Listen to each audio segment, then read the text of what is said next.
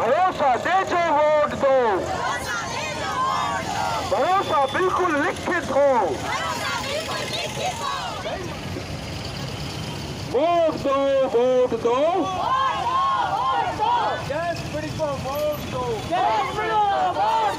भूजल पीड़ितों वोट दो, पीड़ित अपना हक लेकर रहेंगे,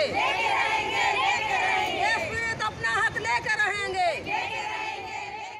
ये बताइए कि अब जबकि इलेक्शन कैंपेन ओवर हो रहा है, गैस पीड़ित महिलाएं किस मैसेज के साथ ये रैली ऑर्गेनाइज कर रही हैं? गैस पीड़ित महिलाएं आज सड़कों पे आई हैं। पहला होगा कि वो खुद बाइक रैली करके बता रही हैं कि और सिर्फ चुनावी भरोसे और सृष्टि पत्र और अलग अलग पत्रों से भरोसा नहीं है, लिखित में भरोसा दें। 34 साल से भरोसा तोड़ा है दोनों पार्टियों को।